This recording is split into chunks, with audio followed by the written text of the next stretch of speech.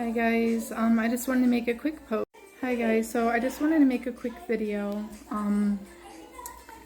Basically I will have to give a statement on my videos and what I'm posting soon. I don't think it'll be a big issue, but I just want to let you guys know if I were to take, any of my videos down without a video post of what I'm planning to do beforehand, that it was not me taking the videos down.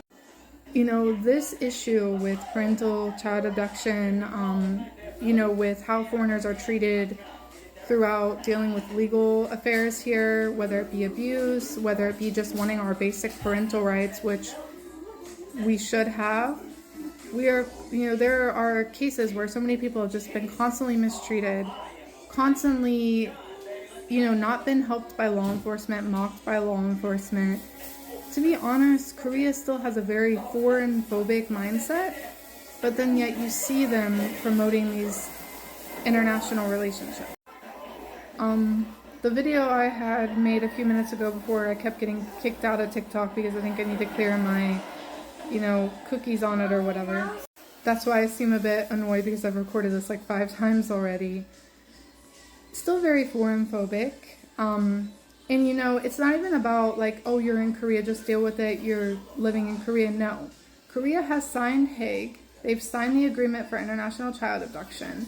There have been parents who have had kids, fully raised them in the US or France, for example, and the other parent who was a Korean national has abducted them into Korea.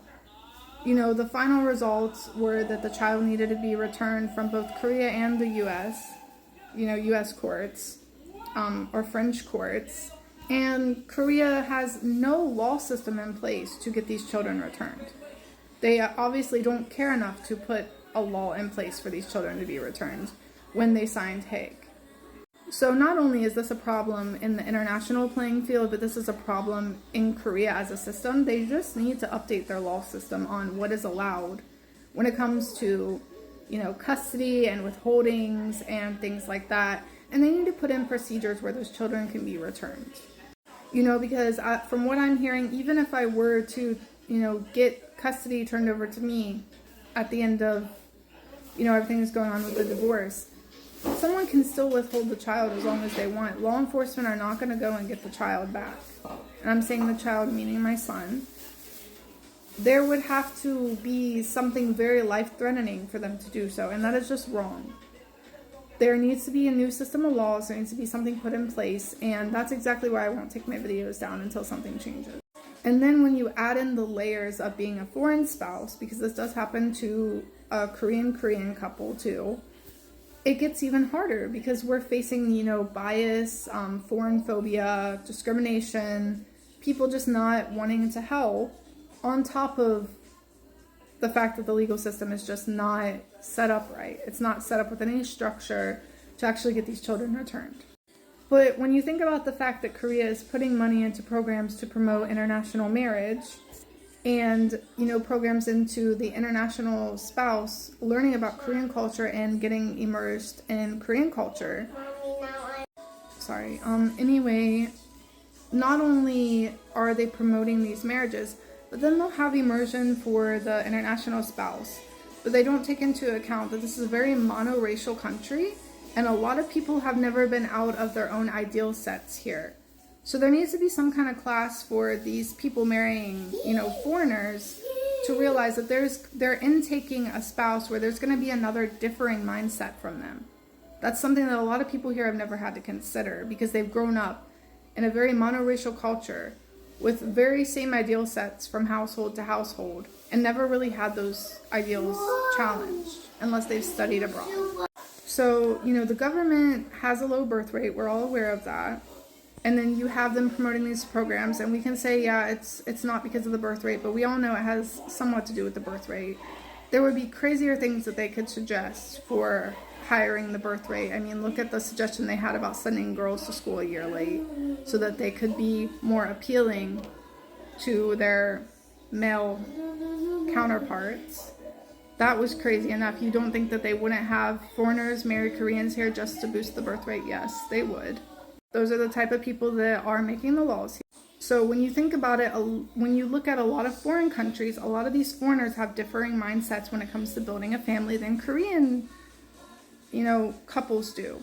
A lot of people in Korea, they did a survey on this. What was more important, money or family? Money. Why? Because to them, an ideal of having a family a lot of the times, and I'm not saying anything bad against this, it's just the competitiveness of the culture here, is I don't want to have a family. And I know it's not, to a lot of people here, they've said it's not livable to raise a family for what people expect you to have to raise it. I get that. But a lot of people think that, oh, I have to have a Gucci bag, I have to have a fancy car. There's the competitiveness of your children will get looked down upon, and you should care about that unless you have all these fancy things. And why would that fall into, the same situation with wanting foreigners to move here and get married and have kids? Because a lot of foreigners put family first.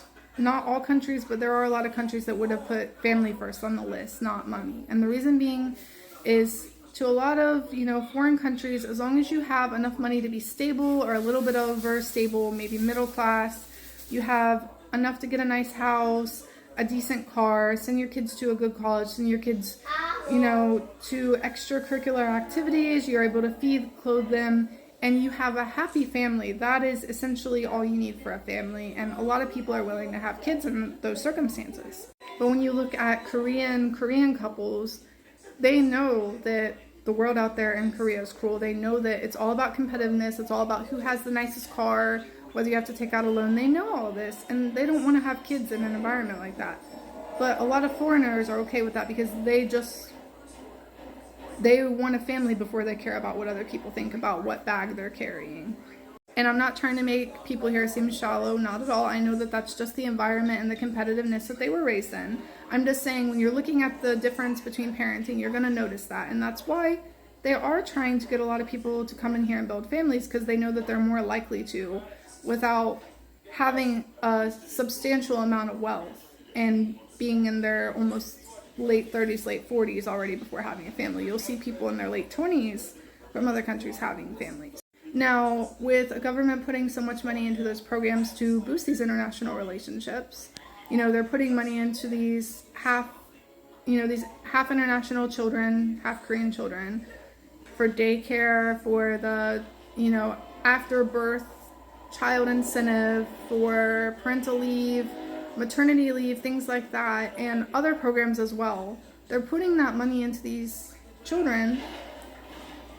Let's go back to what we were talking about with the lack of programs for when people get married. The government has to know that if you're only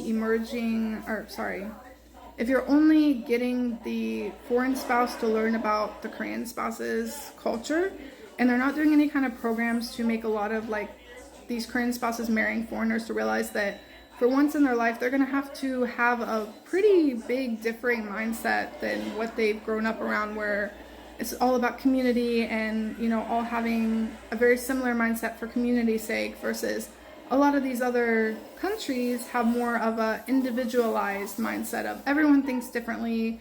We should be civil to each other, but we can all have a different thought process. It's more accepted than here. It's more like, go with the flow of things and stay under the radar, from what I've noticed. So the government has to somewhat expect that a lot of these, if not 60-70% of these marriages might fail. That's just a chance that likely will happen.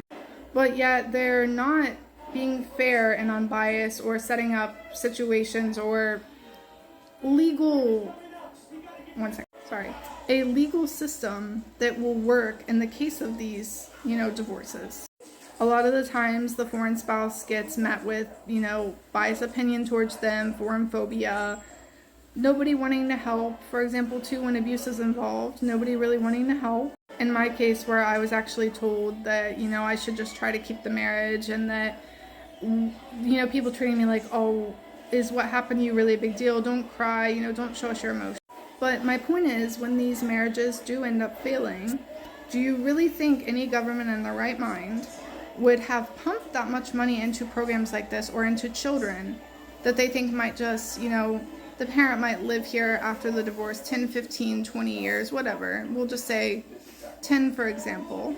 Because there are a lot of benefits to living here and raising children here. Daycare is a lot cheaper. There's a lot of programs for children. That's amazing.